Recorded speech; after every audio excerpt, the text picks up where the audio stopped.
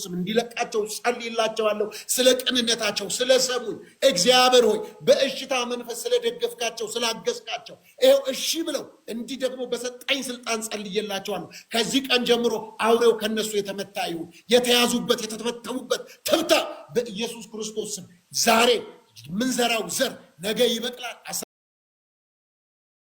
ዓመት ይውሰድ 20 ዓመት ይውሰድ ጌታን ተቀበል ስንባል ከቦሌ ነው ከባሌ ነው እያልን ስናሾፍ የነበርን ሰዎች ነበርን። ዛሬ በፍቅሩ ተነድፈናል። ይህ ፍቅር እንዲያገኛቸው፣ ይህ ኃይል እንዲያገኛቸው፣ ይህ መንፈስ እንዲያገኛቸው በጌታ በኢየሱስ ክርስቶስ ስምና ስልጣን በተሰጠኝ ስልጣን ቤተክርስቲያን ባስቀመጠችኝ ቦታና ልክ በኢየሱስ ስም ነፃ መውጣት እንዲሆንላቸው እጸልያለሁ። እግዚአብሔር ዘመናቸውን ይባርክ። አሜን።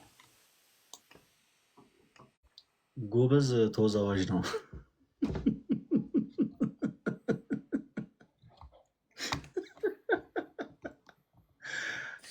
ጌታ ኢየሱስ ጌታ ኢየሱስ ለወንድማችን ሶፊ እኔ ጸሎት ላድርግለት በሌለበት። ሁላችሁም አንድ ጊዜ ብቻ ምን ትላላችሁ? እኔ አንድ ጸሎት ነው ማድረገው። እግዚአብሔር አምላክ ካለበት የውዝዋዜ መንፈስ ያውጣው፣ ነፃ ያውጣው። መድኃኒዓለም በቃ እኔ ብቻ ነው ማለት የምፈልገው። እንዴ ስማ ታሙ ማለት ይመስለኛል ከዚህ በፊት አንተ በደምብ ታውቀዋለህ። ሶፊ ኪነት ላይ ይሰራ ነበር እንዴ? አይ ሶፊ አረ ወይኔ መብራት ጠፋ። ኦኬ እታያለሁ። ሶፊ እስቲ ልላክላት እስኪ። አይ ነው በቃ ችግር የለውም። ምንድነው መሰለ ይመስለኛል ሁሉም ሰው አቅሙን ያውቃል። ሰው ያላቅሙ ደግሞ እንዲጋፈጥ ማለት የለብህም አለ አይደለ? ወንድማችን ሶፊ ያው ለነገሮች ለመወያየት ፈቃደኛ ሲሆን እኛ ዝግጆች ነን። በየትኛውም ሰዓት ቀርበን እንወረዋለን። ደግሞ መልካም ወንድም ነው። ጥሩ ልብ ነው ያለው። ለነገሮች ሁሉ አለ አይደለ? ነገሮችን ለማውራት ነገሮችን ለመማር በጣም ጥሩ አቅርቦት ያለው ሰው ነው እና ነገሮችን ለማውራት ልክ ዝግጁ ሲሆን ብናወራው ይሻላል። አለበለዚያ ግን ልክ በዚህ አጋጣሚ እንዴ ስማ አውሬው እሱ ነው እንዴ አርቅላችኋልና ጀለስ ራሱ ራቅ እኮ ምን ይሽ ራሱ ራቅ ሄደ። አይ እኔ የገረመኝ ነገር ምንድነው ሶፊ ደፋር ነው። መጠየቅ አይወድም፣ መጠየቅ ይወዳል ሶፊ እና ብዙ ጊዜ መጠየቅ አይወድም፣ መጠየቅ ይወዳል። ባለፈው ዕለት ብዙ ቪዲዮ ወጥቶበታል ታውቃለህ፣ ስለ ማርያም ምናምን። አሁን ያለችው አማራጭ እቺን ጸሎት ጸልዮ ቪዲዮ ማስራት ነበርና ግን ምን እንደሆነ አላውቅም። ሶፊ እያት ልላክለት ሰው አስገብቶ ገዝተ ላይ ልልክለት ስልኮ ሰው አስገብቷል። አይ ሶፊ ፈለገ በቃ አንተ ከዚህ በኋላ ውይይት አታርግ፣ ኮሜንት እየዘጋ ማስተማር ጀመር።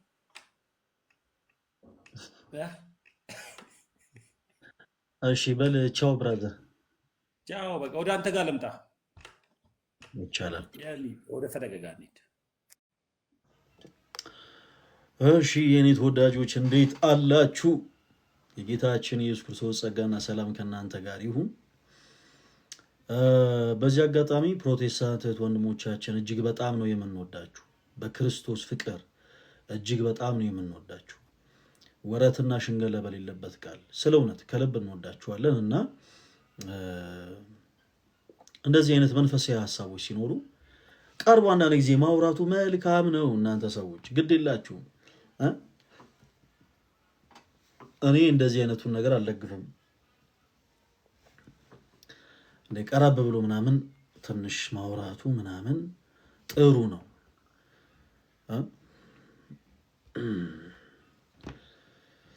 ድንግል ሆይ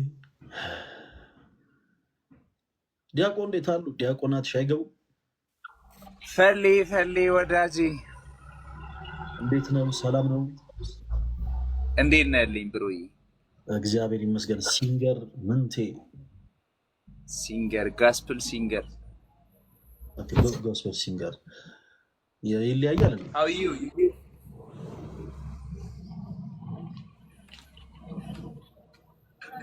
በነገራችን ላይ ተሜ ወንድሜ ነው የሚመስለው።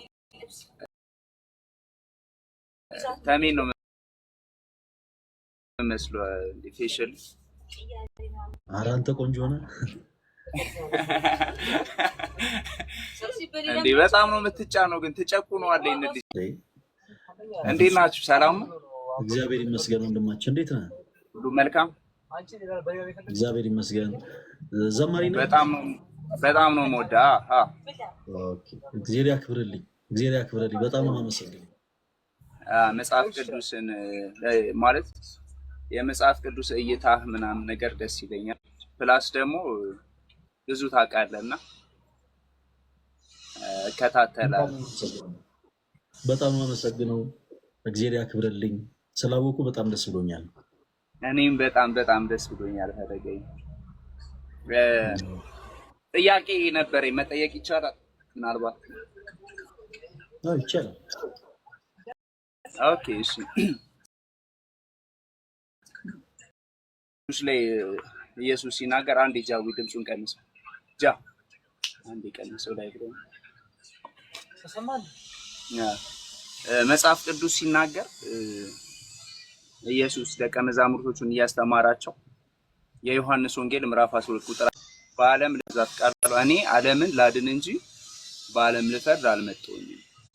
ፕላስ ደግሞ ዮሐንስ እያጠመቀ እያለ ድንገት ኢየሱስን ሲያየው የዓለምን ሁሉ ኃጢአት የሚያስወግድ የእግዚአብሔር በግ አለው። ኢየሱስን አይቶ ማለት ነው። ዓለም የምትል ቃል አለች። እኔ ዓለምን ላድን እንጂ በዓለም ልፈርድ አልመጣሁም። ፕላስ ደግሞ የዓለምን ሁሉ ኃጢአት የሚያስወግድ የእግዚአብሔር በግ። ከዛ ጳውሎስ ደግሞ ቆሮንቶስ ላይ ሲጽፍ እግዚአብሔር በክርስቶስ ሆኖ ዓለምን ሁሉ ከራሱ ጋር ያስታርቅ ነበር። አሁን ኢየሱስ ክርስቶስ በአብ ቀኝ እንደተቀመጠ ያው እናምናለን መሰለኝና ዓለምን አድኖ ነው ወይስ ሳያድን ነው ሄደው? የዳን ዓለም ውስጥ ነው ያለ ነው ወይስ ያልዳን ዓለም ውስጥ ነው ያለ ነው? እቺን ጥያቄ መልካም። ያነበብካቸው የመጽሐፍ ቅዱስ ክፍሎች በነገራችን ላይ እጅግ በጣም ከበቂ በላይ ናቸው። ጌታችን መድኃኒታችን ኢየሱስ ክርስቶስ ለዓለም ሁሉ የሚበቃን ማለት ዓለምን ሁሉ ሊያነጻ የሚችልን ለዓለም ሁሉ የሚበቃ መስዋዕትን አንድ ጊዜ አቅርቧል። አንድ ምሳሌ ልስጥ። ለምሳሌ ያንተ አባት ለሰፈሩ ሰው የሚበቃ ድግስን ደግሷል እና ከዛ ድግስ ተገኝቶ መመገብ የሚችሉ በዛ ሰርግ ቦታ ላይ የተገኙ ሰዎች ብቻ ናቸው። ስለዚህ ክርስቶስ ስለኛ ኃጢአት ስለኛ በደል በመስቀል ተሰቅሎ ስጋውን ቆርሶ ደሙን አፍስሶ ዋጋ ከፍሏል። ጌታችን መድኃኒታችን ኢየሱስ ክርስቶስ እርሱ ዘላለማዊ አስታራቂያችን ነው። አስታርቆናልም ከራሱ ጋር ከባህሪ አባቱ ጋር ከባህሪ ሕይወቱ ከመንፈስ ቅዱስ ጋር ብለን እናምናለን። ሰዎች አሁን ላይ ድነዋል ወይስ አልዳኑም ለማለት ግን ማተር በመጀመሪያ እነሱ ምን ላይ ናቸው የሚለው። ምክንያቱም ክርስቶስ ለዓለም የሚበቃ ዋጋን ከፍሏል። ስለዚህ አንድ ሰው በክርስቶስ ሳያምን ድኗል ማለት አይቻልም ነው ባጭሩ። በክርስቶስ ያላመነ ሰው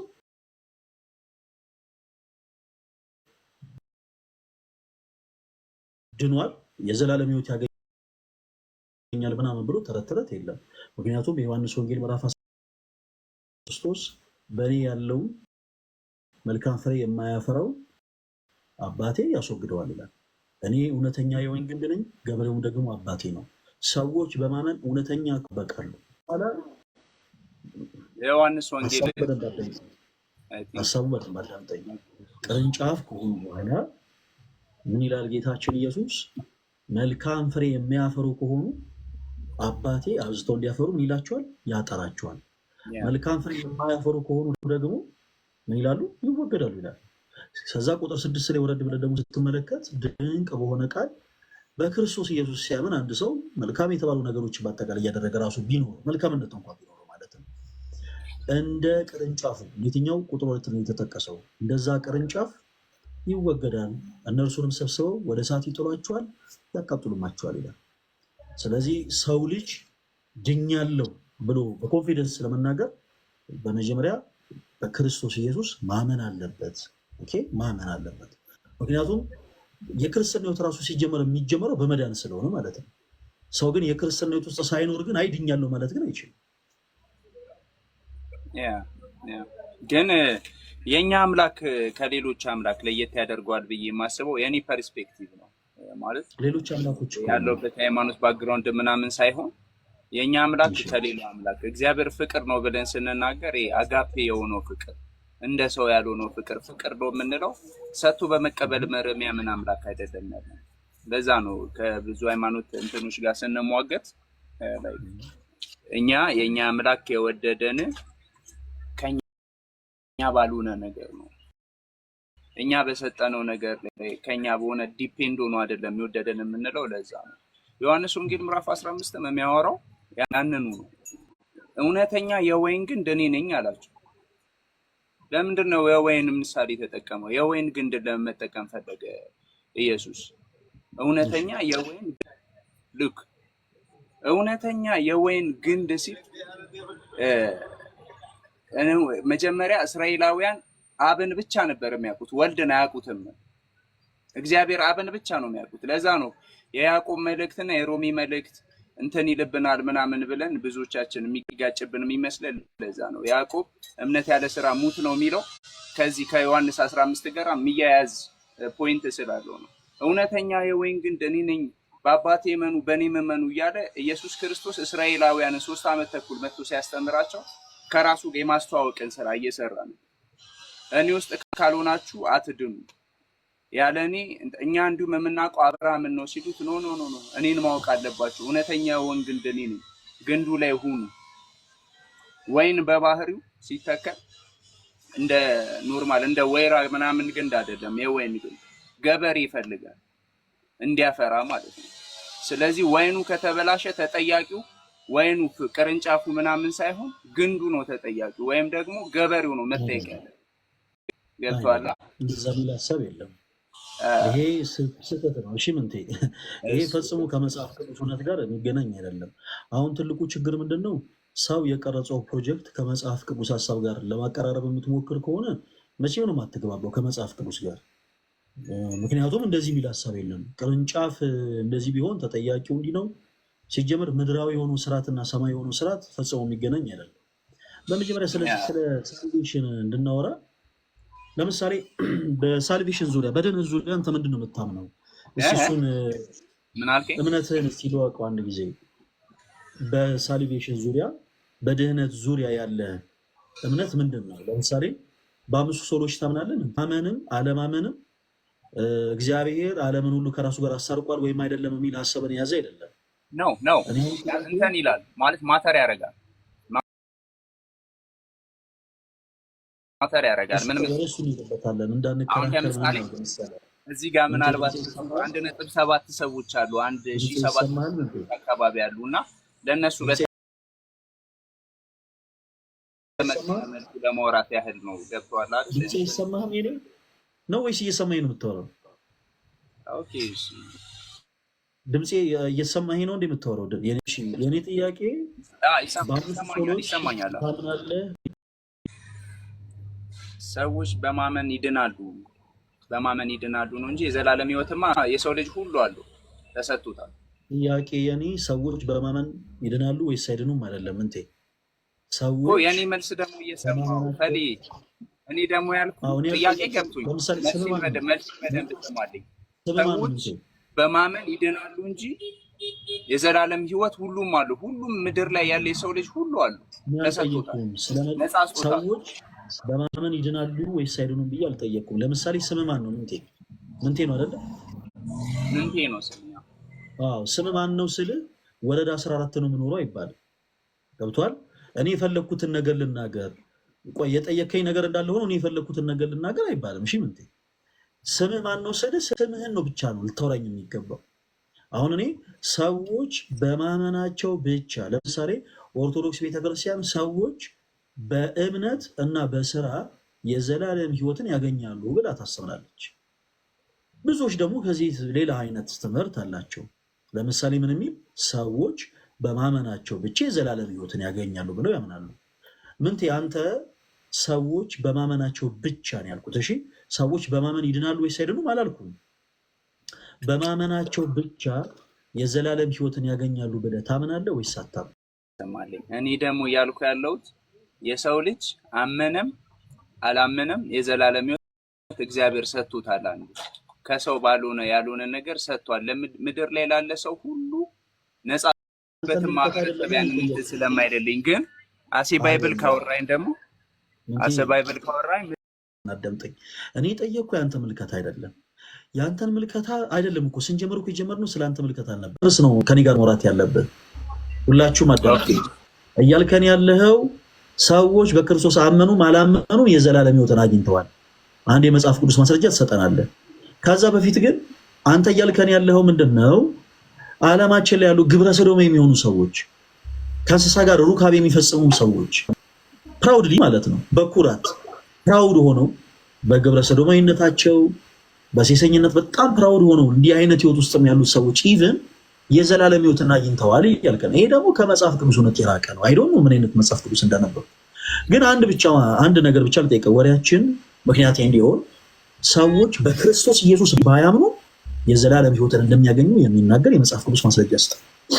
ቴንኪው በጣም አመሰግናለሁ። መጀመሪያም ጠይቄ ነበር ስገባ ሉቃስ ኢየሱስ በምድር ላይ መጥቶ እያስተማራቸው ሳለ 3 ዓመት ተኩል መጥቶ እያስተማራቸው ሳለ እስራኤላውያንን ማዕከል ያደረገ ትምህርት እያስተማራቸው ሳለ መጣና እኔ ለምናድን እንጂ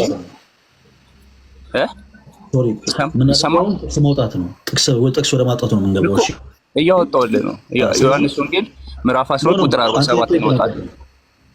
ኦኬ ዮሐንስ ወንጌል ምዕራፍ 12 ቁጥር 47 ኦኬ እሺ የዮሐንስ ወንጌል ምዕራፍ 12 ቁጥር 47 ምዕራፍ ስንት ነው ያልከኝ?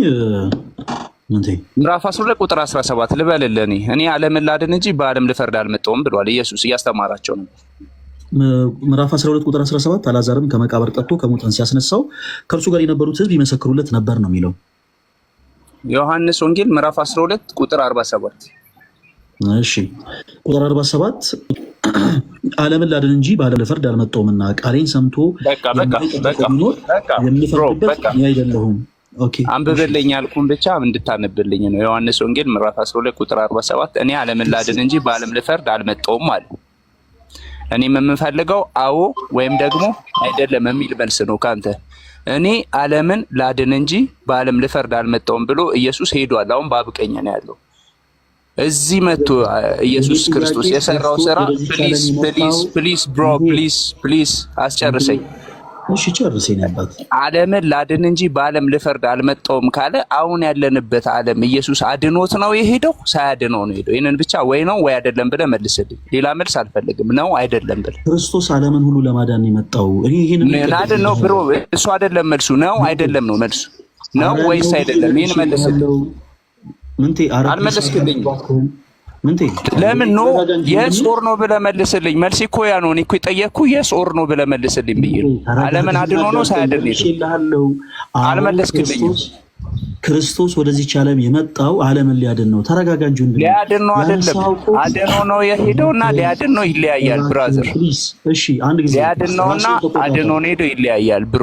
ለምንድን ነው አንተ እኮ ነው መረጋጋት ያለብህ ብራዘር። አሁን እየመለስክልኝ ያለው የጠየቅኩህን አይደለም እየመለስክልኝ ያለው። እኔ በማወራበት ቶን አውራ እንጂ ቅድም ለምንድን ነው አንተ እኮ አለስልሰህ ስላወራ አንተ ልክ ነህ ማለት አይደለም ብሮ። አንተ ቀስ ብለህ ዝግም ብለህ ስላወራ እውነት ይዛል ማለት አይደለም። ኮመንቴኒ ዝግም ብዬ አይደለም። ተው አትስደበኝ። እኔ አሁን ያልኩት ጀስት በእኔ ቶን አውራ እንድንደማመጥ ስለ ጮህ አይ ኬንት አንተ ያለኸው ምናልባት ቤት ውስጥ ሊሆን ይችላል። እኔ ውጪ ላይ ነው ያለሁት። የጮክ ሞር ለዛ ይሆናል። እኔ አሁን የጠየቅኩህን ጥያቄ ብቻ መልስልኝ። ነው አይደለም ብለህ ነው የምትመልስልኝ። ይሄን መጽሐፍ ቅዱስ ማስረጃ የሰጠኝ እኔ ለጠየቅኩት ጥያቄ ነው አይደለ? ነው ወይስ አይደለም? እንዴ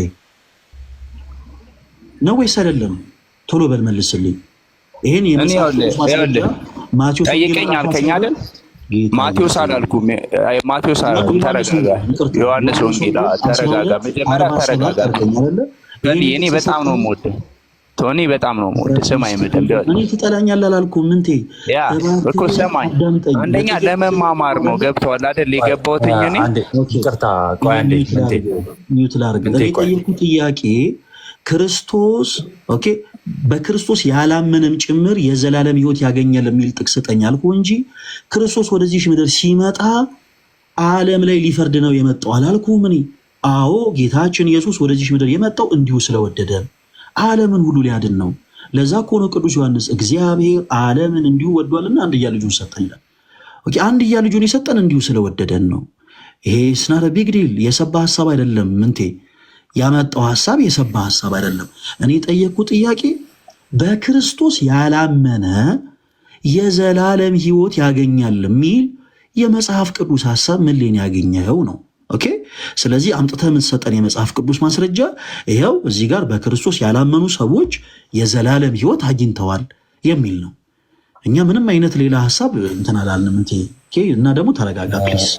ይቅርታና ፈለገ እንዴት አደራችሁ? ይቅርታ መሀል ላይ ገባው በጣም መውጣት ስለሚኖር እንትና ምንቴ ሁለተኛ ቆሮንቶስ 5ን ጠቅሶ ነበረ አደል? ፈልግ ሁለተኛ ቆሮንቶስ 5ን ጠቅሶ እግዚአብሔር በክርስቶስ ሆኖ ዓለሙን ከራሱ ጋር ያስታርቅ ነበር ብሏል። ጠቅሰው ነበር አደለ?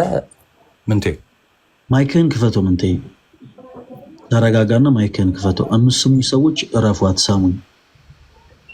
እሺ ፈሊ ይቅርታ፣ ምናልባት ማይሆን ቶን ተጠቅሜ ከሆነ ይቅርታ። ያው ያለውበት አካባቢ ሞተር ምናምን ስለሚጮህ የመኪና ድምፅ ታሷይ ትንሽ የሚጮህ ይመስላል። ችግር የለውም።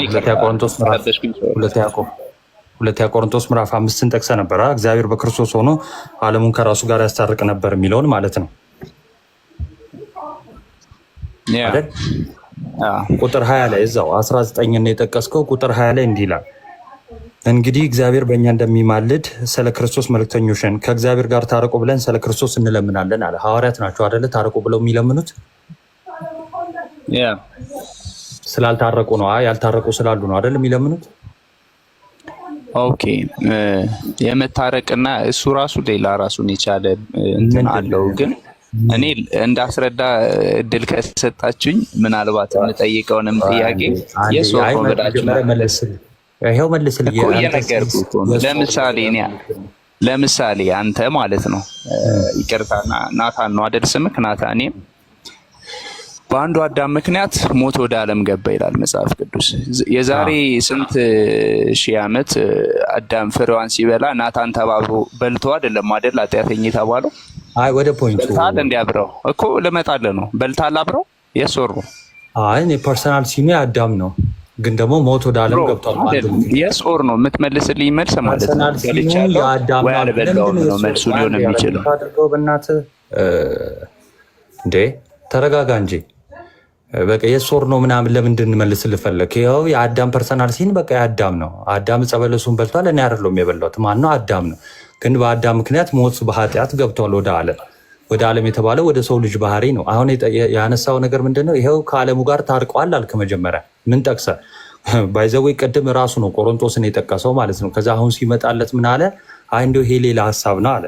ሁለተኛ ቆሮንቶስ 5ን የጠቀስከው ቁጥር 19 እግዚአብሔር በክርስቶስ ሆኖ ዓለሙን ከራሱ ጋር ያስታርቅ ነበር የሚለውን የጠቀስከው አንተ ነህ። ለምን? ዓለም ሁሉ ታርቋል ለማለት ማለት ነው። ከዛ ግን አንድ ቁጥር ዝቅ ብለህ ቁጥር 20 ላይ ግን ምን ይላል? ይኸው እኛ ስለ ክርስቶስ እንለምናለን ታረቁ ብለን፣ የማስታረቅን አገልግሎት ለእኛ ትቷል፣ ለእኛ ሰጥቷል። መጀመሪያ ይኸው በክርስቶስ ነበር የማስታረቅ አገልግሎት። የማስታረቅ አገልግሎቱን ፈጽሞ ከሄደ በኋላ ደግሞ አሁን የማስታረቅ አገልግሎቱን ለእኛ ነው የሰጠው። እኛ ደግሞ ምን እንላለን? ታረቁ እያለን እንለምናለን አለ። ሌላ አንድ ጥቅስ ልጨምርልን። ሮሜ 3 ቁጥር 21 ጀምሮ የሚናገረው ነገር አለ። አሁን ግን በሕግና በነቢያት የተመሰከረለት የእግዚአብሔር ጽድቅ ያለ ሕግ ተገልጧል ካለ በኋላ ማለት ነው። እርሱም ለሚያምኑ ሁሉ የሆነ በኢየሱስ ክርስቶስ በማመን የሚገኘው የእግዚአብሔር ጽድቅ ነው ይላል። ስለዚህ ይህ ጽድቅ በምን በኩል ነው የሚገኘው አለ? ምንቴ በምን በኩል ነው የሚገኘው አለ? ይሄ በኢየሱስ ክርስቶስ በኩል በሕግና በነቢያት የተመሰከረለት የእግዚአብሔር ጽድቅ በምን በኩል ነው የሚገኘው አለ? ብሮ እንትን አይ ቲንክ የምንግባባ አይመስለኝም ናታን። ቢኮዝ ደህናዋል እታች ውረድ። ይሄ ዩኒቨርሳሊዝም የሚባል እምነትን ይዘህ እታች ውረድ። በቃ ከአንተ ጋር ማን ይዳረግ? በቃ መጽሐፍ ቅዱሱ ምንድነው የሚለው? በጣም ይቅርታ እሺ ይፈል ምንድነው የሚለው? በቃ ይሄው በሕግና በነቢያት የተመሰከረለት በሕግና በነቢያት የተመሰከረለት ማለት ነቢያት የመሰከሩለት የሚጠብቁት ይህ የእግዚአብሔር ጽድቅ በምን የሚገኝ ነው አለ? ቁጥር 22 ላይ ለሚያምኑ ሁሉ የሆነ በኢየሱስ ክርስቶስ በማመን የሚገኝ ነው አለ። ከዛስ ቁጥር 23 ላይ ሮሜ 3:23 ላይ ምን ይላል? ሁሉ ኃጢአትን ሰርተዋል የእግዚአብሔር ክብር ጎሏቸዋል ካለ በኋላ በኢየሱስ ክርስቶስ በሆነው ቤዛነት በኩል እንዲያው በጸጋ ይጸድቃሉ ካለ በኋላ ምን አለ? 25 ላይ እርሱንም ምኑን? ጽድቁን እግዚአብሔር በእምነት የሚገኝ በደሙም የሆነ ማስተስሪያ አድርጎ አቆሙ። በቃ በእምነት የሚገኝ ነው አለቅ። ይሄ አሁን ባይዘዌ አሁን ወንድማችን መጥቶ የተናገረው ነገር ምን ይባላል መሰላችሁ? ዩኒቨርሳሊዝም ወይ ሁሉም ድነዋል አይነት ነገር ቅድም ፈለገ ላይ ያስተካክለው የነበረው አለ እንደው ጫጫታ ስላበዛ ነው እንጂ እንደው የኛ አምላክ ከሌላ አምላክ የሚለየው እኛ አንድ አምላክ ብቻ ነው ያለን። ማንም አምላክ ነኝ ቢሎ ቢመጣ ጣዖት ነው። እኛ በቃ አንድ አምላክ ብቻ ነው ያለን ማለት ነው። ቅድም ፈለገ እየተናገረው ነበር፣ በወሬ ዲስትራክት ስላደረገው እንዳይሰማ ስላልተፈለገ ነው። ኤኒዌይስ ግን ምንድነው በቃ ግልጽ የሚለው ይሄው በኢየሱስ ክርስቶስ በኩል የተደረገ ቤዛነት አለ። ኦኬ፣ ይህ ቤዛነት ለኃጢአት ስርየት ነው። ኦኬ፣ ለኃጢአት ስርየት የሆነ በኢየሱስ ክርስቶስ በኩል የተደረገ ቤዛነት አለ። ቁጥር 25 ለምን ይላል? እርሱንም አለ እግዚአብሔር በእምነት የሚገኝ በደሙም የሆነ ማስተስሪያ አድርጎ አቆመው አለ። ከዛስ ይህም በፊት የተደረገውን ኃጢአት በእግዚአብሔር ችሎታ ስለመተው ነው። በእኛ ችሎታ ስለመተው አይደለም። በቃ በማ ችሎታ? በእግዚአብሔር ችሎታ ስለመተው ነው። ኦኬ፣ ያለፈው ኃጢአታችንን በስራ በኦሪት ስራ በመስዋዕት በእርግብ በዋኖስ በኮርማ ደም እንደዚህ ስለመተው ነው አይደለም። እንዴት ታዲያ ተተወ? ኃጢአታችን እንዴት ተተወ? ስንመላለስበት የነበረው ለዛ ነው። ቁጥር 23 ላይ ከፍ ብላችሁ ምን ብሏል? ሁሉ ኃጢአትን ሰርተዋል። አያችሁ፣ ኃጢአት ሰርተናል። በበደላችን ምን ነበርን? ሙታን ነበርን። በኃጢአት እንመላለስ ነበረ። ከዛን ይህን ኃጢአት እንዴት ነው የተወልን? እግዚአብሔር እንዲሁ በእግዚአብሔር ችሎታ ነው የተተወልን። ኦኬ፣ ይህንን በእግዚአብሔር ችሎታ ስለመተው የሚያሳየንን በደሙ የሆነ ቤዛነትን የምናገኘው በምንድን ነው አለ ሐዋርያው ቅዱስ ጳውሎስ? በእምነት። የክርስቶስን አንድ ትምህርት አንስቼላችሁ እኔ በቃ ወደ ወንድሞች እንሄዳለን። በጣም መሀል ላይ እንትን ብዬ እንትን ካልኩ ጥሩ ይቅርታ። ዮሐንስ ወንጌል ምዕራፍ 3 ጌታችን መድኃኒታችን ኢየሱስ ክርስቶስ ለኒቆዲሞስ ሲያስተምረው ምን አለ? ቁጥር 14 ላይ ዮሐንስ ወንጌል ምዕራፍ 3 14 ክርስቲያኖች ያዙ። ሙሴም በምድረ በዳ እባብን እንደሰቀለ እንዲሁ በእርሱ የሚያምን ሁሉ። ልብ በሉ፣ ክርስቶስ የመጣው ለዓለም ምን ሊሰጠን ነው? ህይወትን ሊሰጠን ነው። እሺ፣ ለምን? እሱ ምንድን ነው? ህይወት ነው፣ ትንሣኤ ነው። ከዛስ ሙሴ በምድረ በዳ እባብን እንደሰቀለ እንዲሁ ደግሞ በእርሱ የሚያምን ሁሉ የዘላለም ህይወት እንዲኖረው እንጂ እንዳይጠፋ የሰው ልጅ ሊሰቀል ይገባዋል። ስለዚህ በክርስቶስ ስናምን እንጠፋለን እንዴ? በክርስቶስ ስናምን አንጠፋም። ይኸው እንዳንጠፋ ኦኬ፣ አምነን ህይወት እንዲሆነን ግን ክርስቶስ ምን ማለት አለበት? ልክ ሙሴ እንደሰቀለ በቃ እኔም መሰቀል አለብኝ እያለ ነው። ከዛስ በእርሱ የሚያምን ሁሉ ምን የሚል ዓለም ሁሉ አለ ዓለም ሁሉ የዘላለም ህይወት እንዲኖረው እንዶ ሳያምንም ያመነውም ተግበስብሶ እንዲህ የሚል ሀሳብ የለው። ምንድን ነው ያለው? በቃ በእርሱ የሚያምን ሁሉ የዘላለም ህይወት እንዲኖረው እንጂ እንዳይጠፋ እግዚአብሔር አንድያ ልጁን እስኪሰጥ ዓለሙን እንዲወዷል። ዓለሙን ወዷል። አዎ፣ ይኸው በክርስቶስ የተደረገው በእግዚአብሔር የተደረገው የማዳን ስራ ለዓለም እንዲሁ ነው። አንኮንዲሽናሊ ነው። እኛ ካደረግነው አይደለም፣ እኛ ከወደድነው አይደለም። ቅዱስ ዮሐንስ ሲናገር ያንን የተናገረው እኛ ስለወደድነው አይደለም፣ እሱ ስለወደደ በቃ ሁሉንም ስለወደደን አንድ ልጁን ሰጠን። ከዛ ግን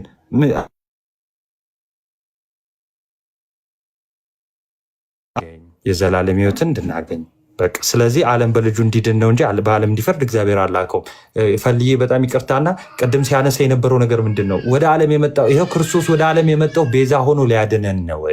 መጽሐፉ የሚለው በቃ ያ ነው። ሉቃስ ላይ የተጠቀሰው ዮሐንስ ላይ የተጠቀሰው እኔ የመጣሁት ልፈርድባችሁ አይደለም በእኔ መኑና ዳኑ ሊለን የመጣው። ኦኬ፣ ሊፈርድማ ቢሆን አንድም ሰው አይቀርም፣ ሰቅለው ገለውታል። ይኸው እንዳለ ይፈርድብን ነበር።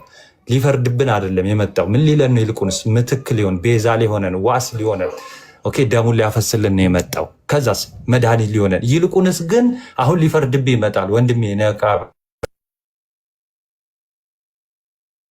ለማንኛውም ስልክ እየገባብኝ ስለሆነ ነው። ፈልዬ በጣም ይቅርታ ማለት ስለገባው ቀጥሉ። በቃ ቴንክ ዩ። ምሳ ጋባዦች ናቸው። ጠበጡኝ እኮ አመጣም እንዴ? ኧረ አልመጣም እንዴ። እኛ እናገልግል እንጂ እናንተ በሰረ እናገልግላት እንዴ። በቃ እሺ፣ ቀጥሉ። ቴንክ ዩ ፈልዬ ቀጥሉ። በቃ እመለሳለሁ። እሺ ናቴ፣ ቴንክ ዩ በጣም ክርስቲያኖቶች ወንድሞች፣ አንዳንድ ጊዜ ትንሽ አንዳንድ ትምህርቶችን ከፕሮቴስታንቶች ጋር ልክ እንዲህ ስናወራ ያው መታዘባችሁ መልካም ነው። ፕሮቴስታንት ወንድሞቻችን ደግሞ አንዳንድ ጊዜ ከኛ ጋር መታችሁ ስታወሩ በነገሮች ስሜታዊ የምትሆኑ ከሆነ በጣም ከባድ ነው።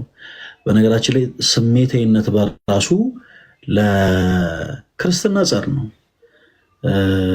ፕሮቴስታንቶችን አይደለ ምንድነው ይሄ ወደ ክርስትናው መንገድ እንዳይሄዱ ከሚያደርጋቸው ነገሮች ውስጥ አንዱ ስሜታዊነት ነው።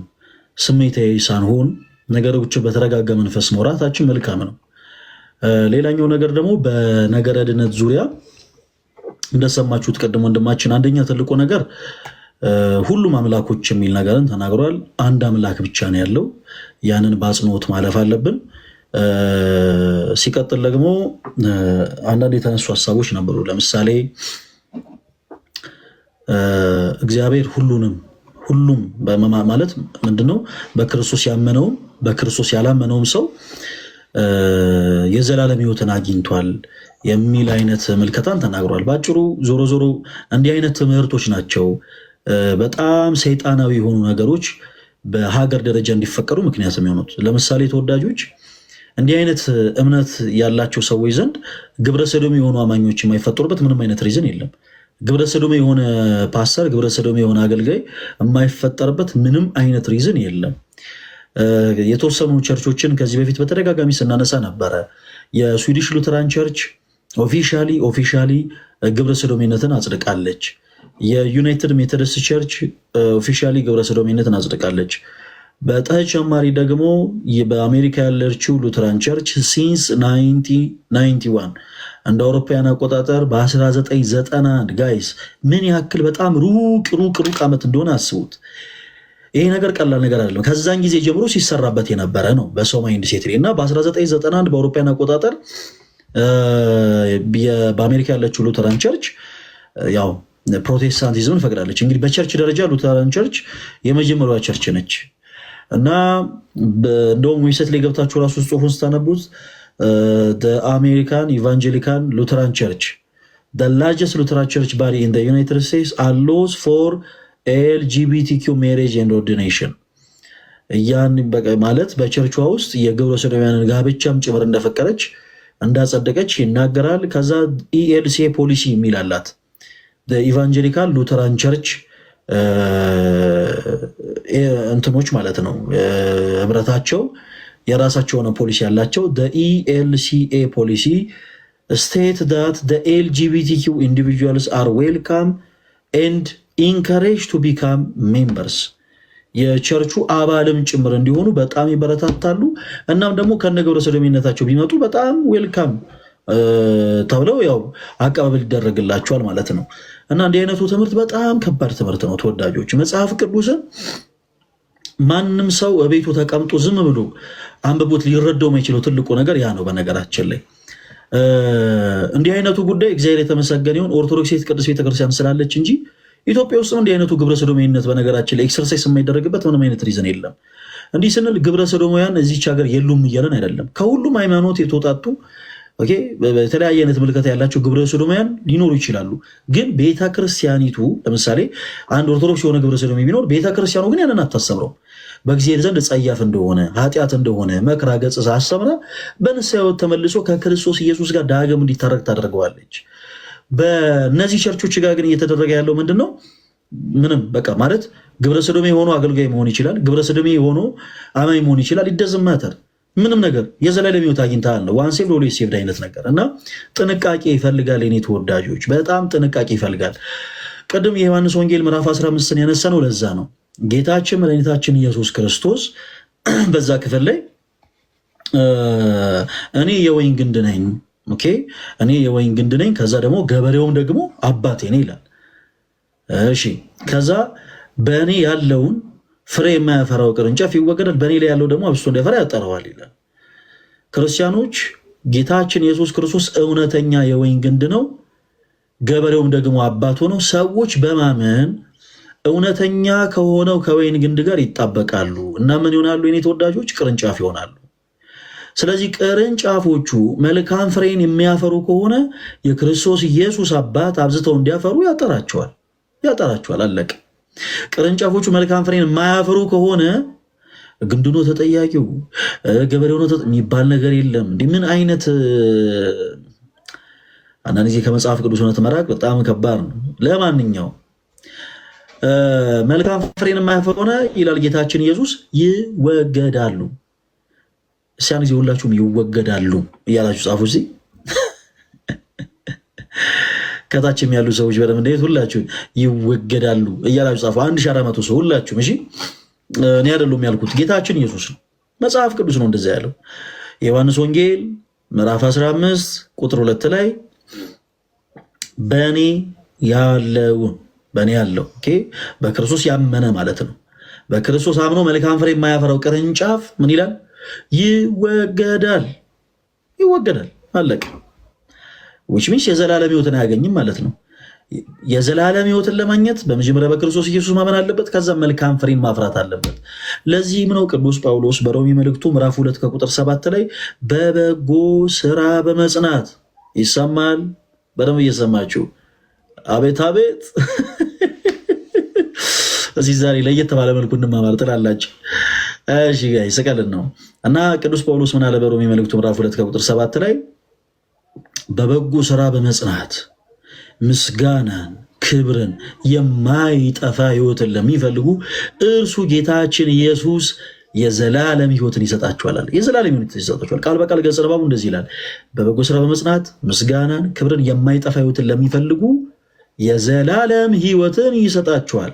አለቅ። ስለዚህ በበጎ ስራ መጽናት አለባቸው። በበጎ ስራ ያልጸናው የዘላለም ሕይወትን አያገኝማ። ግልጽ ነው። ኢትስ ኦብቪየስ። ለምንድን? ምክንያቱም የዮሐንስ ወንጌል ምዕራፍ 15 ከቁጥር 2 ላይ ግልጽ በሆነ አማርኛ ጌታችን ኢየሱስ በእኔ ያምኖ መልካም ፍሬ የማያፈራ ከሆነ ይወገዳል። ሰርፕራይዝ! ይወገዳል። ብራዘር ግብረ ሰዶሜ ሆኜ መጽሐፍ ቅዱሴን ይዤ ግብረ ሰዶሜ እንደሆንኩ አገለግለዋለሁ እናም ቸርች ውስጥ ሆኜ ወንድ አገባለሁ የምትል ደፋር አባቴ ትወገዳል። ምንም ክህደትን ማንቆለባበስ አያስፈልገው። ከእንስሳ ጋር የምትዳራ ሆነ አይ ችግር የለውም እኔ በቃ በክርስቶስ አመንኩም አላመንኩም ወላ ሁሉ እንደውም ጭራሽ በክርስቶስ አምኖ አይደለም በክርስቶስ አላምንም እንደፈለጉ ሆንም ይደዝማተር የዘላለም ሕይወትን አገኛለሁ። ትቀልዳለህ እንዴ? ትቀልዳለህ እንዴ? እንዲህ የሚባል ነገር የለም የኔ ተወዳጆች። የመጽሐፍ ቅዱስን ትምህርት እንደ ባልትና ውጤት ቤታችሁ አታዘጋጁት። አንዳንድ ጊዜ እንደ ባልትና ይሄ እንደ በሶ ብላ እንደ ሽሮ እንደ ምጥን በርበሬ እቤታችሁ እየፈጫችሁ በላስቲክ እንዲያሸጋችሁ እንደ ባልትና ውጤት ማዘጋጀት የምትፈልጉ ሰዎች ፕሊስ ረፉ።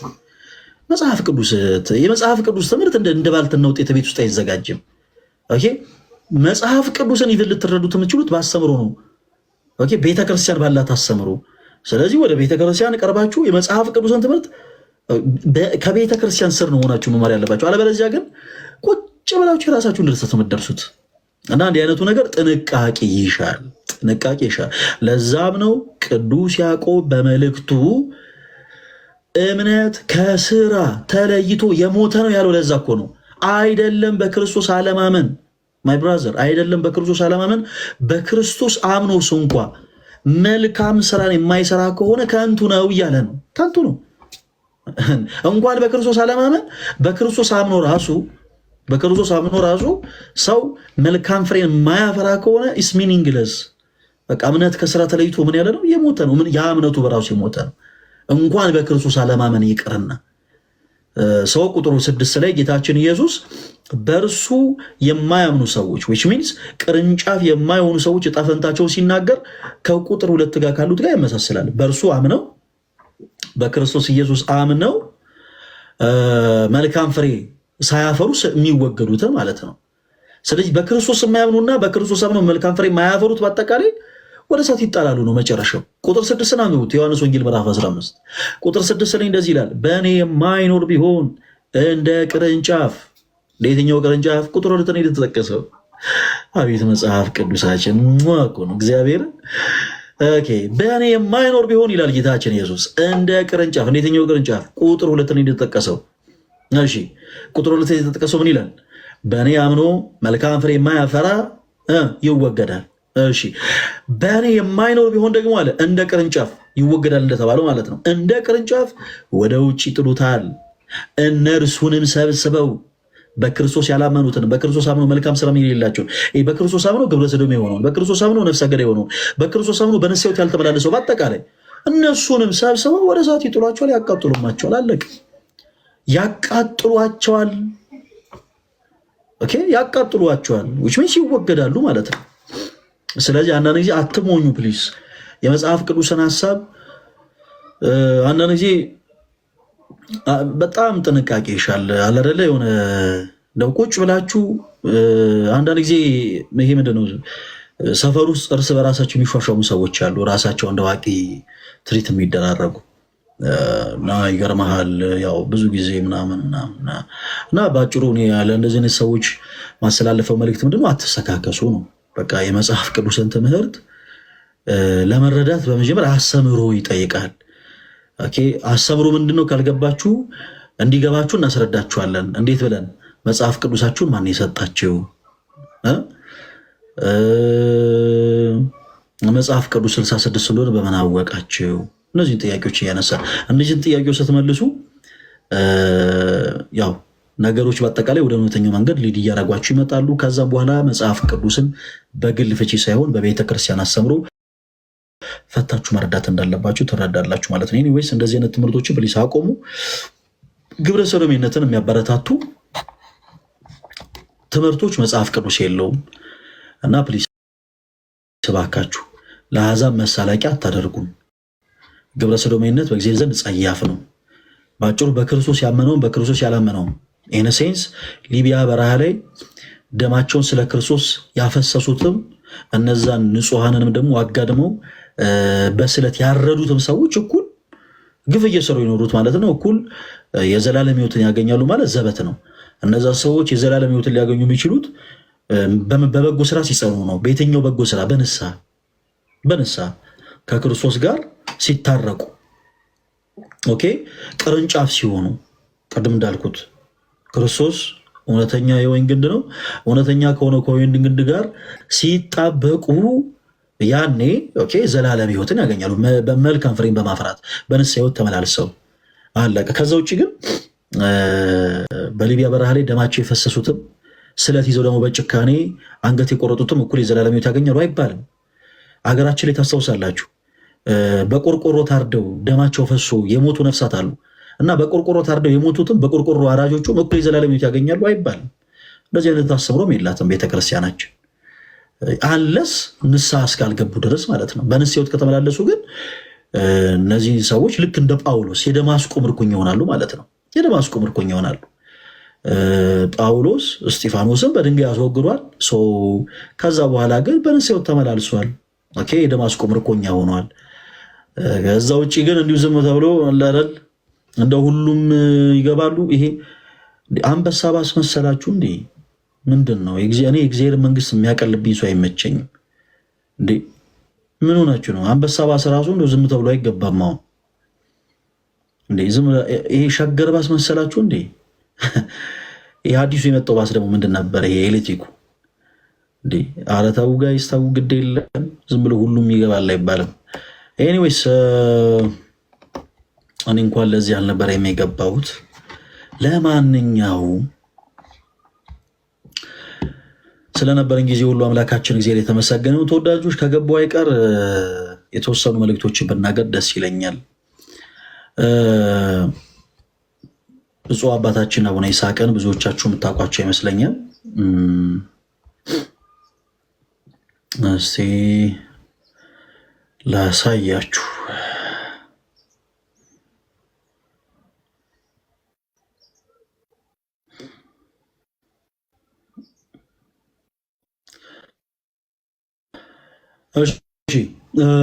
እኚህ የወላይታ ሀገረ ስብከት ሊቀ ጳጳስ ብፁዕ አባታችን አቡነ ይስሐቅ ናቸው። ይህን ፎቶ የተነሳ ነው የዛሬ 1 ዓመት ይመስለኛል። ለአብነት ትምህርት ቤቱ እዚሁ በቲክታክ ፕላትፎርም ላይ 200,000 ብር አሰባስበን ለብፁዕ አባታችን ወስደን ያስረከበን ቀን ነው፣ አውደ ምሕረት ላይ ማለት ነው። ይሄ ገንዘብ የተሰባሰበው ለአብነት ትምህርት ቤቱ ነው። ተወዳጆች ለአብነት ትምህርት ቤቱ እና እንደ እግዚአብሔር መልካም ፈቃድ አሁን ላይ በጣም ብዙ መሟላት ያለባቸውን ነገሮች ብፁዕ አባታችን አሟልቶ የአብነት ትምህርት ቤቱ በዩኒቨርሲቲ ስታንዳርድ ተሰርቶ ትልቅ አገልግሎት እየሰጠ ነው። ወላይታ እንደምታውቁት በጣም በጣም በጣም ጥንቃቄ የሚሻ ቦታ ነው። እዛ ቦታ ላይ ብፁዕ አባታችን የአብነት ትምህርት ቤት ላይ ፎከስ አድርገው ትልቅ ስራን እየሰሩ ነው እና ለአብነት ተማሪዎቹ የወር ቀለብ ይሆን ዘንድ ድርጎ ማለት ነው። ይህን ሁሉ ለ100,000 ብር ከዚሁ ከቲክታክ ፕላትፎርም ላይ አሰባስበን ይዘን ሄደን ለብፁዕ አባታችን አስረክበናል። ተወዳጆች በአሁኑ ግንቦት 24 ደብረ መንክራት አቡነ ተክለ ሃይማኖት ገዳም ህንፃ ቤተክርስቲያኑ ይመረቃል። ወደዛ ቦታ እንጓዛለን። በአሁኑ ስንጓዝ ለአብነት ትምህርት ቤቱ ምንገዛቸው አንዳንድ ንዋያቶች አሉ። እነዛ ንዋያቶች በአጠቃላይ እያሟላ እንገኛለን። 350,000 ብር ብቻ ይቀረን ነበር። በእነዚህ ቅርብ ቀናት በአይ ቲንክ ወደ 50 ሺህ ብር ያክል ተሰብስቧል እና 300 ሺህ ብር ያክል ይቀረናል። የኔ ተወዳጆች በጣም ብዙ ነገሮች እስካሁን ተገዛዝተዋል። ለአብነት ትምህርት ቤቱ ለእያንዳንዱ ተማሪዎች ብርድ ልብስ፣ እንደ ጥንድ ድርብ የሚለብሷቸው ነጠላዎች፣ በተማሪው ልክ መቋሚያ፣ ጽናጽል፣ ሁሉም ነገር እያሟላን ነው። እንደ እግዚአብሔር መልካም ፈቃድ አሁን ያሰብናትን ለመጨረሽ ኦልሞስት 300 ሺህ ብር ብቻ ናት የምትቀረን። እና የኔ ተወዳጆች ማገዝ የምትፈልጉ በቻላችሁት አቅም በውስጥ መስመር ማገዝ እንፈልጋለን እያላችሁ መልእክት ብታስቀምጡልኝ ደስ ይለኛል። ካልሆነም ደግሞ እንደዚሁ ማገዝ ለምትፈልጉ ባላችሁበት መልእክቱ እንዲደርሳችሁ አካውንት ቁጥር ልንገራችሁና አካውንት ቁጥሩን ሁላችሁም ትጽፉታላችሁ እና በቻልነው አቅም በእነዚህ አጭር ጊዜ ውስጥ ቶሎ ቶሎ ብንሳተፍ መልካም ነው። ለምንድን ነው እንደዚህ ያልኩት? አሁን ደግሞ በቅርቡ ከብፁዕ አባታችን ጋር እሱን ምላሳያችሁ አንድ ህንፃ ለማሰራት መሰረተ ድንጋይ ጥለናል። እግዚአብሔር የተመሰገነ ይሁን። ለአብነት ትምህርት ቤቱ ሁልጊዜ ለአብነት ትምህርት ቤቱ እንዳይለመን ይኸው መታየት ይታያል ይመስለኛል አይደል? በኢትዮጵያ ኦርቶዶክስ ተዋሕዶ ቤተክርስቲያን በወላይታ ሀገረ ስብከት የሶዶ ደብረ መንክራት አቡነ ተክለ ሃይማኖት ገዳም ለአብነት ትምህርት ቤት መደጎሚያ ለአብነት ትምህርት ቤት መደጎሚያ የሚሆን ሁለገብ ህንፃ ግንባታ ህዳር 11 ቀን 2017 ዓ.ም ብፁዕ አቡነ ይስሐቅ የወላይታ ሀገረ ስብከት ሊቀ ጳጳስና የቅዱስ ሲኖዶስ አባል የመሰረት ድንጋይ አኖሩ ይላል።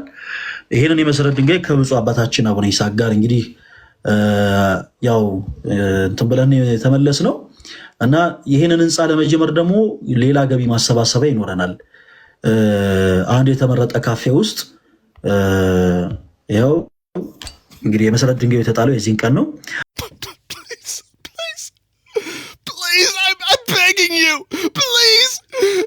I'm desperate. I don't know what to do. Please subscribe. Please. I'm begging you.